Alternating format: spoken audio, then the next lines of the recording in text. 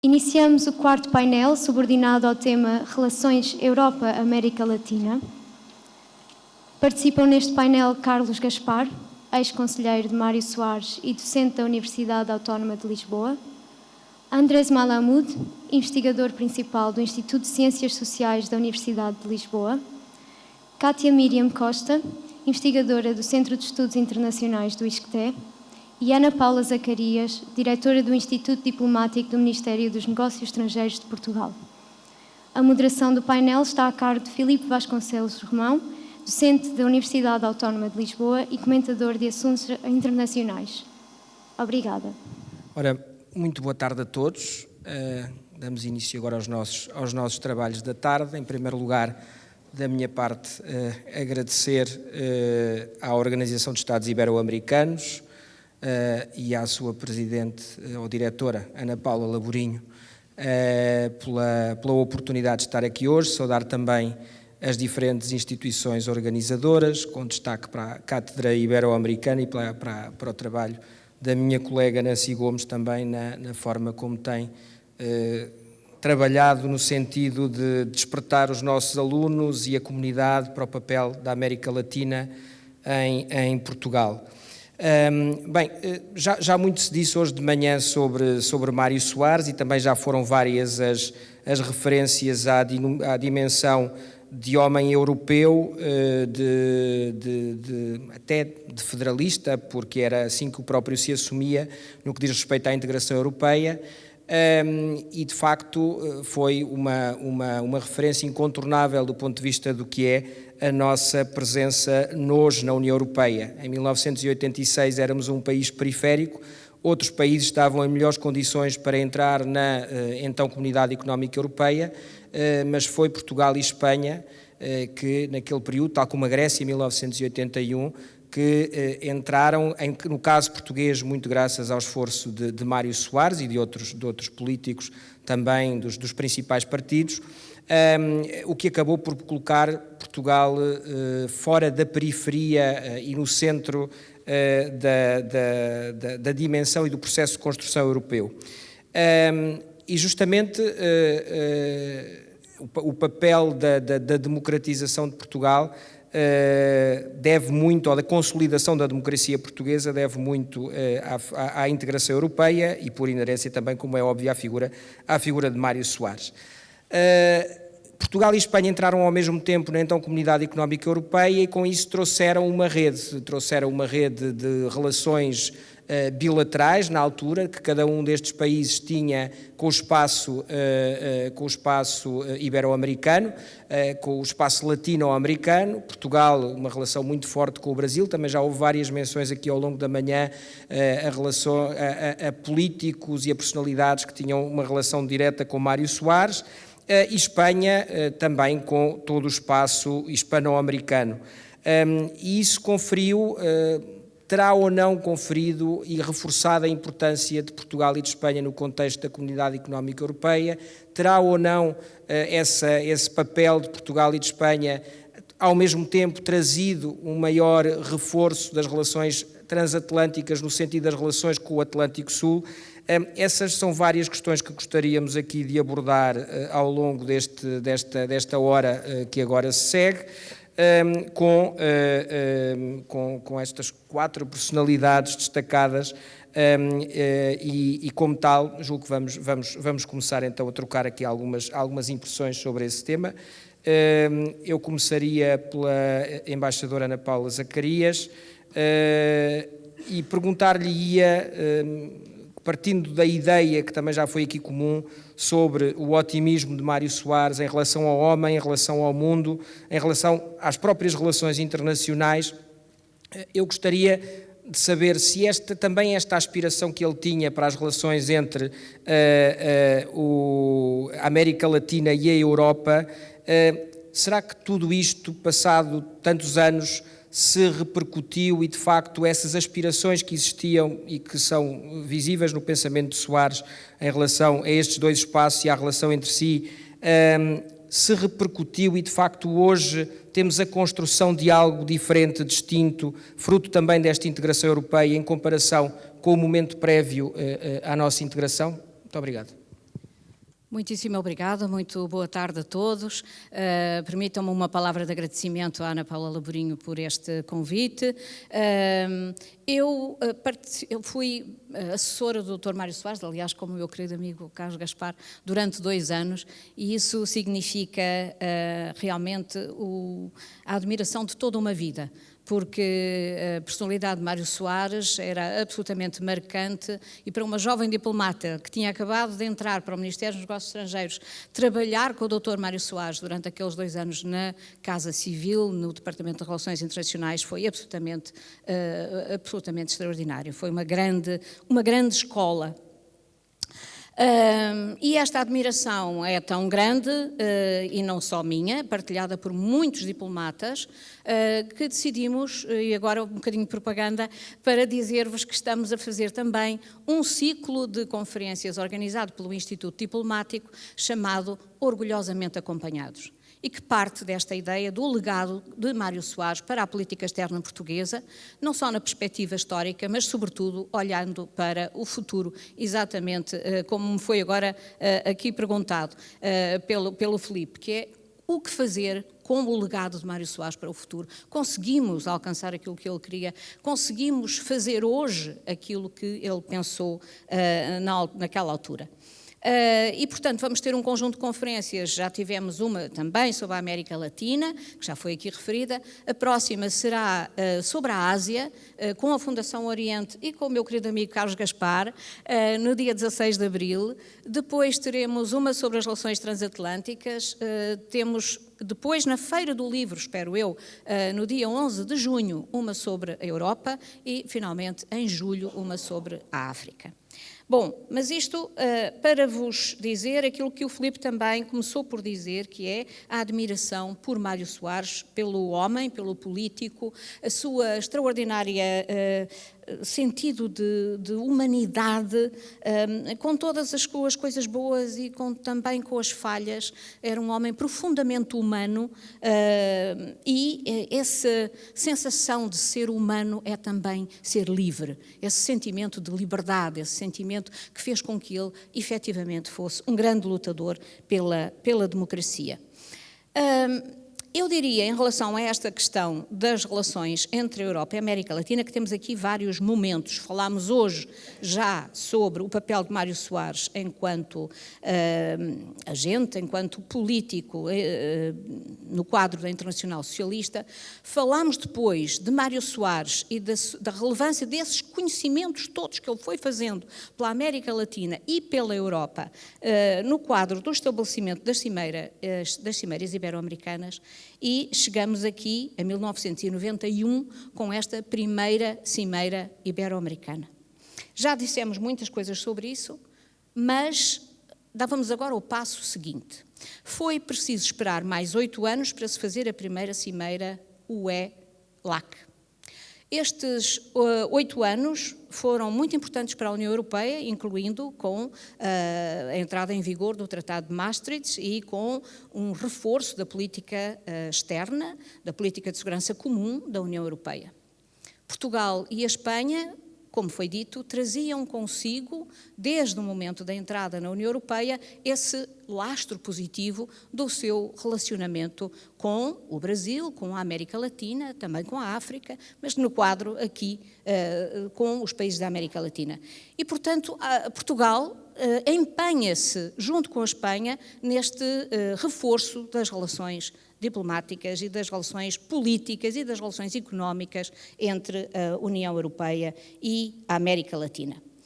E assim, acabamos por ter esta primeira reunião EU-LAC em 1999 e onde é que ela se realiza? No Rio de Janeiro. Portanto, isto já mostra bem a nossa capacidade e o nosso movimento para fazer esta aproximação. É no Rio de Janeiro que se realiza a primeira cimeira UE-LAC. Depois, muitas coisas acontecem. 1999, logo a seguir, Mário Soares começa a tornar-se bastante crítico da União Europeia.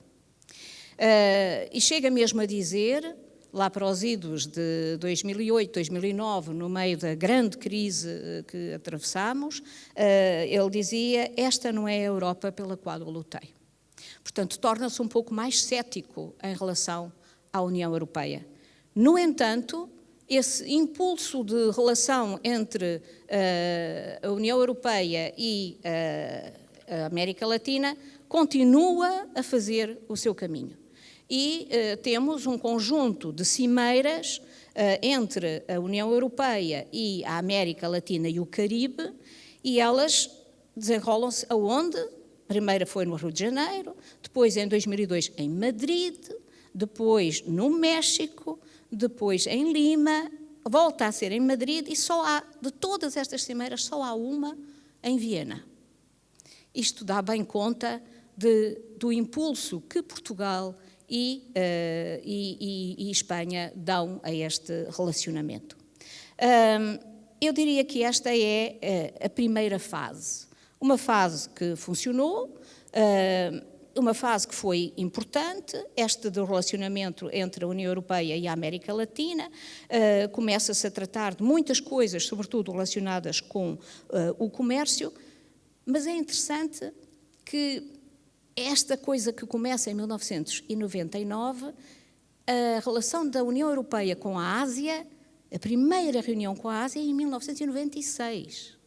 Portanto, há aqui, mesmo do ponto de vista cronológico, a União Europeia estava mais interessada, ou conseguiu primeiro reunir-se com a Ásia e criar a plataforma da ASEM, e só mais tarde é que, efetivamente, avança para a América Latina. A segunda fase começa com as reuniões entre a UE e a CELAC, depois da constituição da CELAC. A CELAC constitui-se em 2011, inclui 33 países, 20 da América Latina e 13 do Caribe, e a primeira reunião, o CELAC, realiza-se em 2013. Eu estava, nessa altura, no Brasil, como representante da União Europeia, e pude presenciar o impulso e a vontade de fazer alguma coisa realmente de diferente e de potenciar isto que era uma aliança em todos os documentos da União Europeia se diz: temos muito em comum, é uma aliança que tem muito potencial, mas depois o potencial propriamente dito não chega lá, demora muito. Como é que se transforma isto realmente numa relação estratégica? É uma coisa difícil e complexa. Agora, depois de um longo interregno nestas cimeiras entre 2015 e 2023, não houve nenhuma, e, portanto, pergunta-se: é mesmo estratégica? Como é que é possível não haver nenhuma reunião entre a União Europeia e o CELAC durante tanto tempo? O que é que aconteceu aqui? Não precisávamos que isto andasse para a frente? Talvez porque nós, ao olharmos para a CELAC, estejamos à espera, nós, Europa, de ter do outro lado um interlocutor similar, coisa que não acontece. A CELAC não é a União Europeia, nem o Mercosul é a União Europeia. Portanto, são entidades com integrações diversas, que oferecem diversas coisas, mas que são estruturalmente diferentes da União Europeia. Finalmente, em 2023, lá se faz mais uma cimeira, o CELAC, e agora espera-se que em 2025 ela se realize na Colômbia. Há muito para dizer sobre o roteiro que nos trouxe até aqui, no roteiro de 2023 até 2025. Muitas expectativas em relação a esta reunião.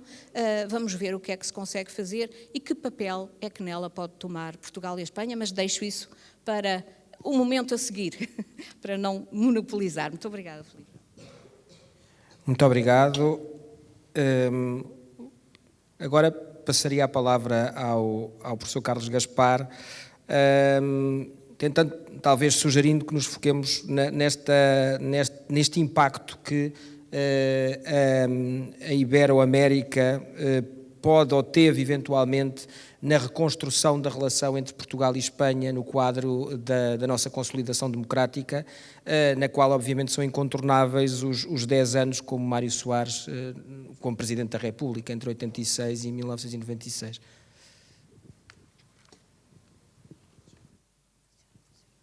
Muito obrigado. Eu julgo que nós podíamos inverter a questão e começar por refletir sobre a revolução histórica nas relações bilaterais entre Portugal e a Espanha, que caracteriza a política externa da democracia portuguesa e cujo principal responsável é Mário Soares, porque é essa revolução que depois vai chegar à comunidade ibero-americana alguns anos mais tarde. Mário Soares começou a construir essa revolução nas relações entre os dois Estados ibéricos desde o seu exílio em Paris, onde, antes de 74, todos pensavam que a democratização de Espanha ia preceder a democratização de Portugal. Primeiro Espanha, Franco estava a morrer, havia um modelo de transição constitucional e, obviamente, a mudança de regime em Espanha teria como consequência,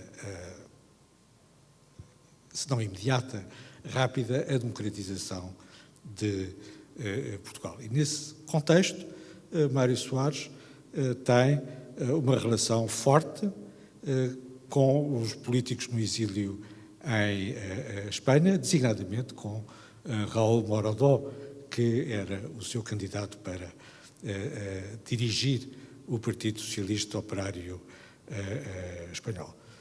As coisas são como são. O 25 de Abril inverteu a ordem das transições na Península Ibérica, mas Mário Soares quis sublinhar imediatamente a sua visão de que não havia democracia num dos Estados Ibéricos sem haver democracia no outro Estado Ibérico. E fez a demonstração disso de uma maneira muito simples. Voltou para Portugal pelo Sudexpress e atravessou a Espanha franquista. Outros não tiveram essa coragem, nem essa visão, mas esse sinal foi um sinal fortíssimo explícito, de confiança de Mário Soares na transição democrática na Espanha. E a Espanha acompanhou sempre os vários atos do Partido Socialista durante a transição revolucionária. No Congresso do Partido Socialista, em dezembro de 1974, o convidado estrangeiro de honra foi Santiago Carrillo. É verdade que nem todos os dirigentes da oposição espanhola gostaram dessa escolha, mas era a boa escolha na confrontação que se iniciou nessa altura, em dezembro de 74, entre o Partido Socialista e o Partido Comunista, entre duas concepções da transição, uma transição democrática contra uma transição revolucionária. As transições são paralelas. Todos os atos do primeiro-ministro Mário Soares em relação à Espanha são no sentido de apoiar a transição em Espanha, que se começa quando a Revolução Portuguesa acaba, em novembro de 1975. Soares tem uma relação muito forte e muito direta com o primeiro-ministro Adolfo Suárez e mantém aí as relações igualmente importantes com o PSOE de Felipe González.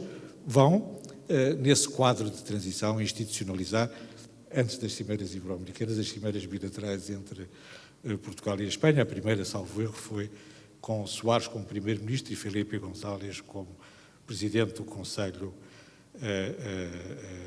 espanhol.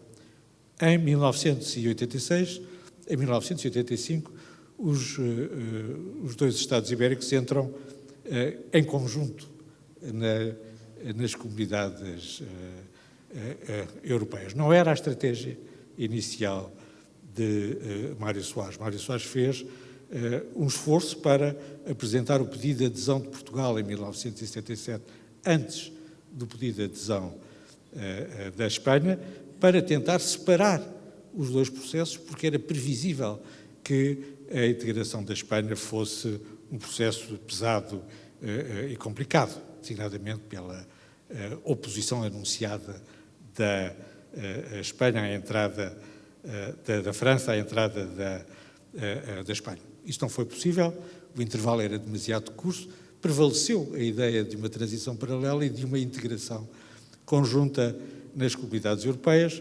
Dessa estratégia resta o facto de que o Tratado de Adesão foi assinado primeiro nos Jerónimos de manhã em Lisboa por Mário Soares e à tarde na presença do rei em Madrid, assinado por Felipe González, dois socialistas, os dois representantes das duas democracias ibéricas. A entrada de Portugal e da Espanha vai mudar radicalmente as relações exteriores das comunidades europeias. Nós não temos hoje essa ideia, mas a política externa das comunidades europeias, que se tinha vagamente iniciado em finais de 1975, era praticamente inexistente. As comunidades europeias eram extremamente provincianas, à sua maneira. São os portugueses e os espanhóis, a entrada de Portugal e da Espanha, que vai transformar as relações externas das comunidades europeias e incluindo, obviamente, as relações com a América Latina e com as principais potências da América Latina. Quer para Portugal, quer para a Espanha, o estatuto de membros das comunidades europeias era um reforço extremamente importante e uma mudança extremamente importante, somando-se à democratização da América Latina, para justamente alterarem, transformarem as suas relações com a América Latina. A democratização e o estatuto de Estados-membros das comunidades europeias permite à Espanha alterar radicalmente a relação pesada, difícil, com os países da América Latina e inventar uma nova Comissão Ibero-Americana que justamente é ibero-americana e não apenas hispano-americana e que é uma comunidade de democracias, com pequenos defeitos, como todas as instituições democráticas, mas que é uma comunidade de democracias e que tem por trás a entrada conjunta nas comunidades europeias. Para Mário Soares, o facto de Portugal e da Espanha serem ambas democracias fazia com que as velhas rivalidades históricas entre os dois Estados passassem a ser um arcaísmo. Soares, ao contrário da maior parte das elites diplomáticas e de política externa portuguesa, não temia a convergência entre Portugal e a Espanha na NATO. Portugal, com Sá Carneiro e depois com Mário Soares, apoiou a entrada da Espanha na Aliança Atlântica depois da democratização e nem temia que ambas estivessem nas comunidades europeias em conjunto, nem temia estar ao lado da Espanha, naturalmente, na comunidade ibero-americana. É verdade que havia resistências, nomeadamente resistências semânticas, cortar ibero-americana lembra um pouco uma velha tradição, a aliança entre Portugal e a Espanha no tempo da Segunda Guerra Mundial chamava-se em Madrid uma União Ibérica e em Portugal um bloco peninsular.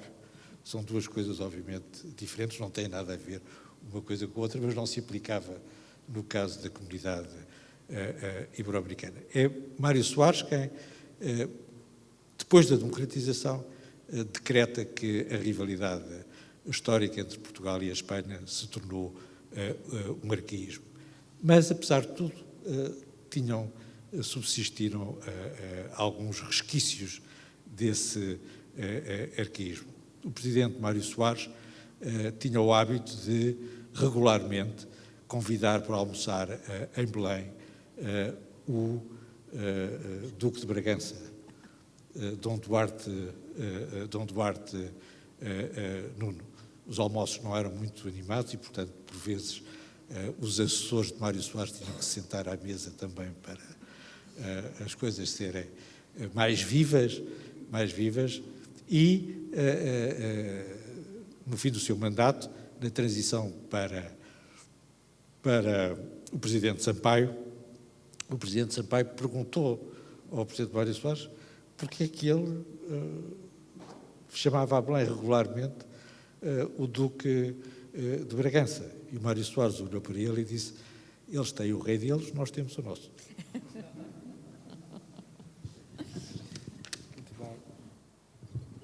Muito obrigado. Cátia Miriam Costa, investigadora do ISCTE. Eu perguntava-lhe sobre, se quiser começar aqui por regressando aqui um pouco à dimensão europeia e ibero-americana, esta boa relação entre... Está a funcionar, acho que sim. Esta boa relação... Não funciona. Esta boa relação entre Portugal e Espanha, que foi descrita pelo Carlos Gaspar, isto acaba por ser, parece que é comprovada, julgo que não há grandes dúvidas sobre isso, vemos até uma sintonia no quadro europeu que não víamos antes. Há aqui um potencial nesta boa relação para dar mais valor e para valorizar os dois países, quer no quadro da União Europeia, quer no quadro da sua relação com a América Latina, ou seja, o facto de se darem os dois bem, de haver uma boa relação peninsular, traz vantagens, e traz vantagens sobretudo numa península que tenta fazer a ponte entre o espaço ibero-americano ou latino-americano e europeu? Olá, muito boa tarde. Antes de mais, gostaria de agradecer o convite para estar aqui hoje. A professora Ana Paula Laborinho me interessou o convite pela Organização de Estados Ibero-Americanos, mas, claro, também a todas as organizações, entidades que participaram nesta organização, que nos permite discutir uma figura central da nossa política interna e política externa. Eu concordo que esta articulação entre Portugal e Espanha foi extremamente benéfica. E creio que nesse âmbito Mário Soares tem um papel fundamental, sobretudo pela sua habilidade. E tem uma habilidade que é poucas vezes referenciada, que é a de estabelecer continuidades na política externa portuguesa num período revolucionário, que é extremamente difícil quando ele assume a pasta de Ministro dos Negócios Estrangeiros, não é? E todo o seu discurso é montado almejando um maior papel europeu para Portugal em coordenação com a Espanha, é verdade, mas não esquecendo a vertente atlantista. Ou seja, não esquecendo que há uma ligação, uma projeção histórica de Portugal que já não é saudosista nem colonialista, não tem nada a ver com isso, mas tem a ver com os laços que foram estabelecidos com estas comunidades na América Latina, em África, mas em especial na América Latina, que ele refere várias vezes. Eu relembro aqui alguns... Ele faz um discurso em 1984, muito interessante, em que ele fala do diálogo Norte-Sul e em que diz que a então Comunidade Económica Europeia tem que ter um papel determinante nesse diálogo. Depois, em 87, ele já nos vai falar deste desafio que traz esta conexão, porque uma Europa que quer estar no mundo precisa deste apoio, precisa no fundo, desta alavanca que Portugal e Espanha trazem. E há um momento posterior, muito interessante, de outro aspecto da política externa de Mário Soares, que me parece que é poucas vezes lembrado na contemporaneidade, que tem a ver com o seu papel na realização de uma agenda para o oceano. Ele, de facto, preside a Comissão Internacional dos Oceanos, entretanto, nas Nações Unidas ainda estava consagrado no plural, nos trabalhos que vai ter, nos sucessivos trabalhos que ele vai tendo para o estabelecimento dessa comissão, ele novamente volta a envolver a América Latina. E é em Lisboa que é anunciada a criação de um instituto dedicado ao direito do mar ibero-americano. Portanto, isto quer dizer tudo, quer dizer que, de facto, houve um trabalho permanente nessa projeção e que esse trabalho foi levado para dentro da União Europeia. Na União Europeia, para quem fizer um estudo sobre as relações da União Europeia com a América Latina, percebe perfeitamente picos de atividade quando Portugal ou Espanha têm a presidência. Isso é extremamente óbvio, portanto não é... É como matemática, nós vamos ver e está lá, portanto não é algo em que haja dúvidas. Portanto, de facto, houve aqui um entendimento que Portugal e Espanha, se entendendo nas suas questões, desde os caudais dos rios até à sua política externa, ganhariam muito na sua projeção no seio da União Europeia, ou melhor, da comunidade, entretanto, a Comunidade Económica Europeia, e que essa projeção lhes permitiria manter também uma continuidade com aquilo que tinha sido o seu passado histórico e que tinha sido a sua tradição mais ligada a esta saída do continente europeu. E relembro aqui que Mário Soares teve sempre perfeitamente claro que esse papel não só fortalecia Portugal e Espanha e a União Europeia, como fortalecia a América Latina. E é muito engraçado que ele, nos seus discursos, não dizia quando se descobriu, ele dizia quando os europeus descobriram que haviam povos no Novo Mundo e que havia um Novo Mundo. E a forma de o dizer demonstra também aquilo que ele queria, que não era uma Europa paternalista, não era uma Europa ou depois uma União Europeia ou uma comunidade ainda, uma comunidade económica europeia que se projetasse de forma sobranceira, mas antes que se entendesse com os seus pares que estavam do outro lado do Atlântico. E relembro aqui a conversa que tive com a Nancy Gomes, quando ela me disse, estamos a pensar fazer um colóquio sobre o Mário Soares. E eu disse-lhe, mas o que eu mais estudo sobre o Mário Soares é a política externa e é sobretudo este seu papel na criação de uma agenda para o oceano. E ela disse-me a sorrir, mas o oceano é que liga a Europa à América Latina, e é verdade. Mas ele tem um papel muito mais profundo que isso, e acho que este entendimento com a Espanha foi fundamental para dar aos dois países um papel que nós vemos que nos sucessivos alargamentos que depois a União Europeia vai tendo, esse papel até se vai esbatendo. E se nós hoje olharmos para aquilo que defendem para a política externa da União Europeia os países dos alargamentos sucessivos mais recentes, eles só têm política de vizinhança, só defendem uma política de vizinhança, enquanto Portugal e Espanha estão sempre a puxar por uma política de projeção de uma União Europeia como ator global. E só para fechar, relembro, estive num grupo de trabalho da União Europeia, muito recentemente, e isso para mim foi... partilhei isto ontem no jantar, mas eu acho que vale a pena dizer que estava a falar com uma colega e ela diz-me, porque nós estávamos a trabalhar no mesmo grupo, e ela diz-me, éramos rapporteurs do mesmo grupo, e ela diz-me assim, sim, é porque, por exemplo, a Argentina para mim é muito exótico. E eu olhei para ela e pensei, mas para mim a Finlândia se calhar é mais exótica que a Argentina, quer dizer, nós de facto temos posicionamentos diferentes nesta Europa muito diversa e que por vezes que se projetam nestes aspectos, e nós estávamos a trabalhar sobre diplomacia científica, portanto, se calhar o sistema argentino de ciência não é assim tão divergente dos sistemas europeus, mas a colega achava que era algo exótico exatamente por esta tradição de não projeção ao mundo. Essa tradição, de facto, como disse muito bem o professor Carlos Gaspar, vem muito, e também a senhora embaixadora, vem muito desta dádiva, deste contributo que Portugal e Espanha tiveram para este grupo regional e internacional que hoje nos interessa tanto. Muito obrigada. Muito obrigado, Cátia. Bem, Andrés, para encerrar esta primeira ronda, fica, que já vi que tens aí muitas notas, mas fica só aqui uma sugestão, tendo em conta que também tens trabalho publicado sobre o interregionalismo e as relações entre a Europa e o que há de bloco na América Latina. Portugal e Espanha podem mesmo ser intermediários úteis nesta relação interregional, ou é só uma conversa que ouvimos de vez em quando e depois não tem qualquer tipo de consequência? Obrigado, Felipe. A Argentina é mesmo exótica.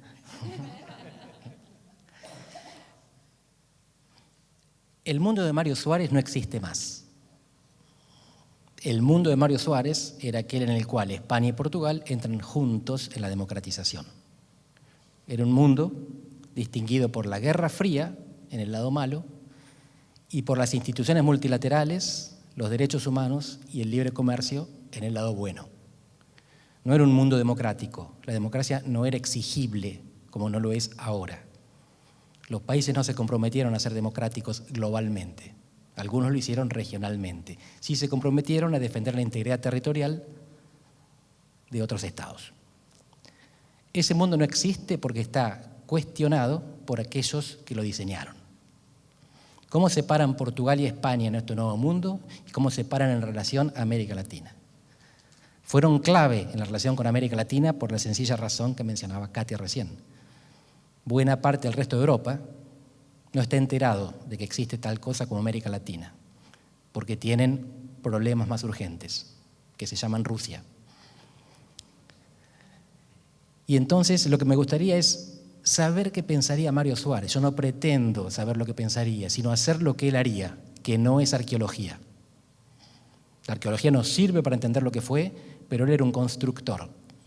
Y él pensaría qué mundo queremos construir. Y yo creo que él pensaría en las mismas 3D que pensó 50 años atrás. Democracia, desarrollo y descolonización.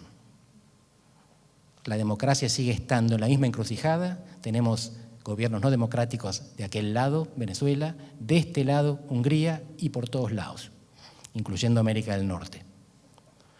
El desarrollo es más complicado y creo que esa es la encrucijada para América Latina y para Europa, porque no estamos en el camino. Europa desarrollada, América Latina no, pero el futuro del desarrollo hoy está más del lado de Estados Unidos y de China, es decir, de potencias no democráticas. Y finalmente la descolonización, que ya no es de África respecto a Europa, sino de Europa respecto a Estados Unidos. ¿Cómo encaja el mundo transatlántico del sur? ¿Cómo encaja la Unión Europea y América Latina en este mundo en el cual la democracia es un valor, pero tenemos quinta columnas adentro? El desarrollo es un valor, pero no lo tenemos adentro, y la descolonización nos encuentra del otro lado. Voy a sugerir 5 factores que pueden ayudarnos a pensar lo que viene. Y el primero es la geografía. Y la geografía determina que lo que los países tienen en la cabeza es cuán distantes están de Moscú o de Miami. Y entonces Polonia es un mundo y Portugal es otro mundo, no importa que integren la Unión Europea. Y México es un mundo y Brasil es otro mundo. No importa que estén en América Latina. A Brasil, los Estados Unidos lo afectan globalmente, no regionalmente. A México lo afectan global y regionalmente. A Portugal, Rusia lo afecta más o menos globalmente. Regionalmente afecta a los países bálticos. La geografía desgarra nuestras regiones y lo que hace es acercar a aquellos que estamos cerca de costas que comparten mares. España y Portugal tienen vínculo, sobre todo con Sudamérica, pero es un vínculo que se basa en la irrelevancia, en la distancia de las amenazas que vienen de Moscú y de Miami. Eso no es necesariamente malo. Segundo es la demografía. Europa es un continente viejo, América Latina todavía no. África es un continente joven. El futuro del triángulo atlántico, como a algunos les gusta pensarlo, depende de esta distribución que se va a hacer de personas. Europa no tiene capacidad de mantener sus mercados funcionando sin trabajadores extranjeros. No hay producción sin inmigración. Y Europa no tiene capacidad de destrucción sin soldados extranjeros. Equipamiento, sí. Van a producir municiones, van a producir armas, se las van a dar a Ucrania, pero no tienen soldados. Y van a necesitar soldados, porque las guerras se siguen haciendo con soldados y la guerra está en el corazón de Europa. Y acá me imagino que España y Portugal se van a dividir, no estratégicamente, sino que los soldados españoles van a provenir de América Latina y los portugueses van a provenir de África, porque acá sí la compatibilidad cultural es importante. Y esto no significa que van a ser enemigos ni muchísimo menos, sino que van a tener estrategias de reclutamiento diferentes. La tercera cuestión es la economía. Y acá América Latina y Europa, y en particular la península ibérica y el sur de América, se encuentran en los mercados, se encuentran en las inversiones y se desencuentran en las regulaciones. Todos queremos comprar y vender, todos queremos que el otro ponga plata en nosotros y que ganemos juntos. Pero las regulaciones nos separan, porque Europa está hiperregulada y América Latina posiblemente no avance por ese camino. Y es preciso encontrar la manera de compatibilizar, que es lo que están tratando de hacer en las negociaciones actuales entre el Mercosur y la Unión Europea. Cómo convivimos entre un continente rico e hiperregulado, que se puede dar el lujo de la hiperregulación porque es hiperrico, y un continente que para desarrollarse necesita liberarse. El cuarto elemento es la geopolítica, la interacción entre la política y la geografía. Yo estoy haciendo un informe comisionado por el Parlamento Europeo sobre el contexto político del acuerdo con el Mercosur. Y estoy entrevistando diplomáticos y cancilleres de ambas regiones. Y un canciller del Mercosur me dijo: Rusia no es enemigo de América Latina. Punto. Pero Rusia es enemigo de Europa. Tenemos que convivir en este mundo en el cual no compartimos enemigos. Aunque quizás compartimos una amenaza, pero no viene de Rusia. ¿Y con China?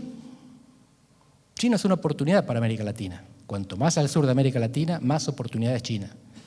Pero empieza a hacerlo también para la Unión Europea. La conversación telefónica de von der Leyen que difundieron esta mañana es clara al respecto. Estados Unidos nos está empujando en la misma dirección, la dirección en la que Europa no quería ir y no le queda más remedio. Hay una convergencia basada en la necesidad. Gracias a Trump, hoy América Latina y Europa están un poquito más cerca. La necesidad tiene cara de hereje. Y el quinto pilar, empiezo por lo que no y después vamos a lo que sí. Lo que no es la cultura. La cultura no integra. Las dos regiones culturalmente más homogéneas del mundo son América Latina y el mundo árabe. Comparten lengua, comparten cultura, comparten religión. Cada una tiene una capital, la Meca, en el caso del mundo árabe, Miami, en el caso de América Latina. Y no son regiones integradas, no hay soberanía compartida, ni la habrá, ni es necesario que la haya. El éxito de Europa no significa que sea el único modelo posible. Europa se integró porque interdependía, porque hacían cosas con el vecino, guerra o comercio. Los latinoamericanos no hacemos cosas con el vecino, ni guerra ni comercio. Hacemos un poco de narcotráfico. Pero ya lo estamos exportando para Europa. Y entonces aquí viene mi sugerencia, que no es una sugerencia, es un análisis prospectivo. Hay un enorme campo de cooperación entre Europa y América Latina, y España y Portugal tienen la cabeza en eso, por lo menos las manos. Industria de defensa y tecnología. No es la retórica de la fraternidad, es el KC 390. No es tener el mismo enemigo, es construir un submarino nuclear con tecnología compartida entre Brasil y Francia. Es, ahora sí, regulaciones nucleares. El mayor ejemplo de la historia de regulación nuclear para fines pacíficos entre países potencialmente conflictivos es el ABAC, Argentina y Brasil. Europa tuvo Euratom, que fue la inspiración. Pero ahora ambos firman no proliferación, pero Europa va a tener que proliferar. ¿Cómo hacen para entenderse estas dos regiones que tienen la tecnología nuclear a disposición? Un continente tiene bombas nucleares, el otro nunca las tuvo. El único continente del mundo, Oceanía no lo cuento como continente, que nunca tuvo bombas nucleares y no pretende tenerlas. Satélites, drones, ciberdefensa. Si hay algún futuro común, es un futuro que pasa por algo que ya se está haciendo y no es hablar la misma lengua, es construir los mismos elementos que nos van a servir para defendernos de las mismas amenazas. Muchas gracias.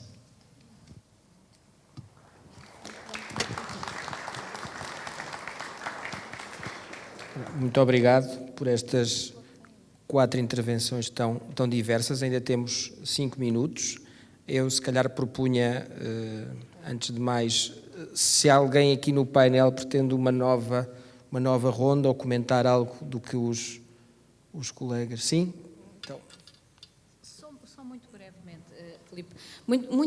Eu queria só comentar o que acabou de dizer o Andrés, que tem a ver com este roteiro para 2023, 2025, para a cúpula, o SLAC, que há de realizar-se, se tudo correr bem, este ano ainda na Colômbia. Porque os temas que estão nesse roteiro são os que você disse. E o que é que está lá? Está lá toda a coisa política, sem dúvida nenhuma. Está lá todo o discurso sobre o acordo do Mercosul, está o reforço dos 20 e acho que são 22 acordos políticos, comerciais, de vários tipos existentes entre a União Europeia e os distintos países. Portanto, está a parte de comércio, sem dúvida nenhuma. Está a ideia de fazer um business forum, está tudo o que tem a ver também com o reforço das relações people to people, não é? Entre as universidades, entre as pessoas, entre diferentes agentes culturais, que isso é fundamental. Mas estão capítulos que são um bocadinho novos. O espaço está lá identificado como uma área de grande relevo para o futuro das relações entre a União Europeia e a América Latina. E quando se fala de espaço, fala-se de satélites, fala-se de drones, fala-se de toda essa indústria que podemos chamar militar, mas também podemos chamar de duplo uso, que é muito importante. Portanto, isso também já está identificado. Outra área é a área digital. Portanto, tudo o que tem a ver com regulamentações de tecnologias digitais, tecnologias emergentes, como é que nós vamos trabalhar em conjunto nessa área e como é que vamos tentar regulamentar de uma maneira que não seja muito invasiva, mas que ao mesmo tempo mantenha aquela coisa que nós chamamos de human-centered, não é? Portanto, se temos aqui ou não algum aliado nesta matéria. Estas grandes questões... E, finalmente, o famoso acordo sobre as terras raras, que se espera que venha a existir e que está a ser trabalhado com a Argentina e com o Chile para que estas raw materials e estas 54 tipos de terras raras que existem no Chile e na Argentina, pelo menos estes possam fazer parte de um novo acordo, este diálogo, este debate, esta conversa que é muito concreta já entre a União Europeia e a América Latina. Portanto, de alguma maneira, essa parte mais substantiva do ponto de vista económico está lá, portanto isso pode aproximar-nos. Agora, eu diria que não nos podemos esquecer da preservação dos valores. Ainda, voltando ali ao nosso amigo Mário Soares, não podemos esquecer-nos de que os valores da democracia, os valores dos direitos humanos, os valores dessa liberdade têm que continuar a estar ali. E isso pode ser muito importante neste momento, mantermos essa relação com a América Latina. Portanto, respondendo à pergunta do Filipe inicial, será que chegamos àquilo que Mário Soares queria? Eu não sei se já lá chegamos, há um caminho sempre por andar, mas que aquilo que ele nos falou é importante, e que é preciso juntar à afinidade a eficácia. E, portanto, eu acho que é por aí que a gente tem que ir. Juntar a afinidade à eficácia. Obrigada. Muito obrigado. Não sei se... Cátia. Dois comentários muito rápidos. Um deles, relembrar aqui também algo que eu não cheguei a dizer, mas que Mário Soares também, e deixou isso escrito, considerava que a boa relação da Europa com a América Latina poderia servir de contrabalanço à ascendência que os Estados Unidos tinham sobre aqueles países. E isso é algo que eu creio que nestes valores, em todos os acordos que foram sendo feitos pela CE primeiro e depois pela União Europeia, está muito plasmada essa influência, que também é uma influência política, cultural, etc. Outra questão é que nós tivemos também o lançamento do projeto Global Gateway, que teve um grande, ou seja, que tentou-se que tivesse um grande impacto, pelo menos formal, na América Latina, não tendo os valores, não dispondo dos valores que a China, por exemplo, estava a oferecer, mas convertendo e juntando muitos projetos em áreas estratégicas, que eu acho que já é uma preparação nesta mudança de cooperação que se pretende fazer. Uma terceira questão, numa época de globalização e de tarifas em que a Europa proliferava, a União Europeia proliferou os acordos comerciais, o que é que acontece? A regulamentação também serve como uma barreira horizontal que permite que nem tudo entre no mercado europeu, protege o mercado europeu, protege alguma produção europeia e ela também existe para isso. Portanto, nós agora também estamos aqui com um desafio, que é, se vamos entrar num mundo de competição comercial em que nós temos taxas a proliferar por todos os espaços, porque nós não sabemos se alguém vai repetir esta receita de Trump, a União Europeia também vai ter que repensar isto. E quando está-se a dirigir estes novos blocos, não é? Ou estes blocos regionais, também vai ter que pensar isso. Portanto, tudo está a mudar rapidamente porque a maior potência mudou muito as regras do jogo nas últimas semanas. Mas creio que existem aqui pontos que foram sendo lançadas e que este novo roteiro para a cooperação já é um resultado disso.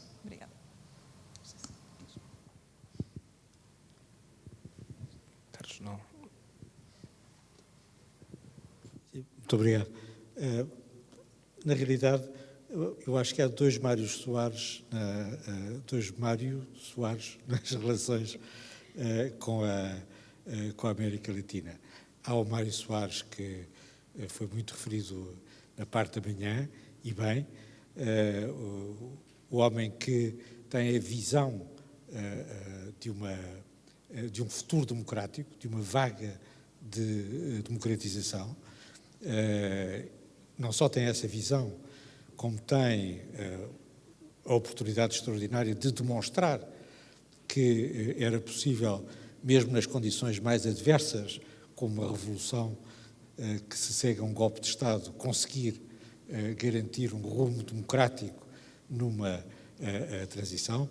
O Samuel Huntington, que alguém referiu de manhã, explicava bem que o facto da terceira vaga ter começado em Portugal era extremamente improvável, e era extremamente improvável que efetivamente uma vaga de democratização começasse ao mesmo tempo com um golpe de Estado e com um processo revolucionário comandado em grande parte por um partido comunista que não tinha boas relações com a democracia liberal.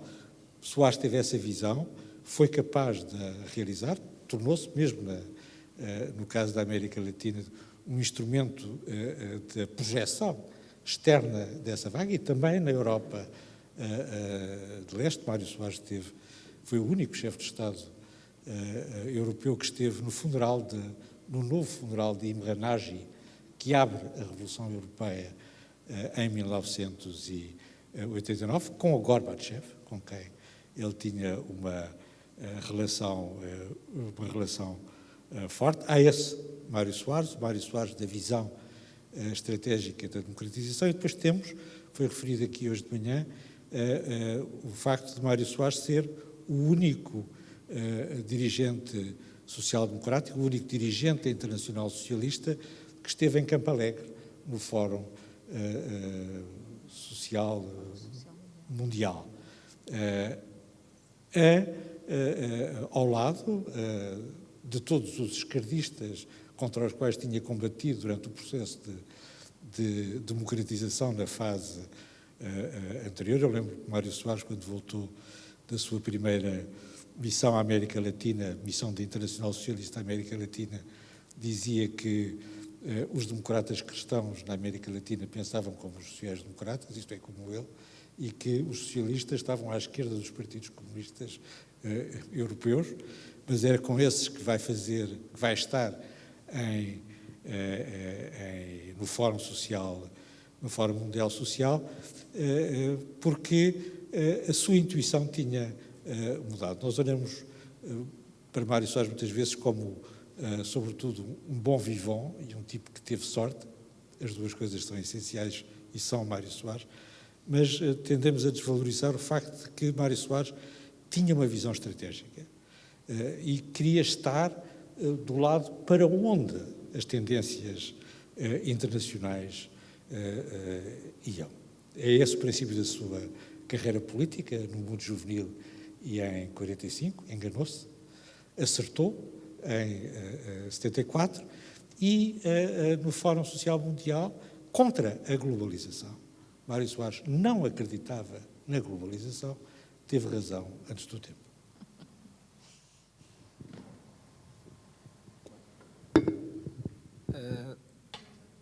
Temos, não sei se há alguma pergunta do público, ainda temos uns minutos. Não havendo, então damos por encerrado. Muito obrigado a todos, muito obrigado ao AI, muito obrigado.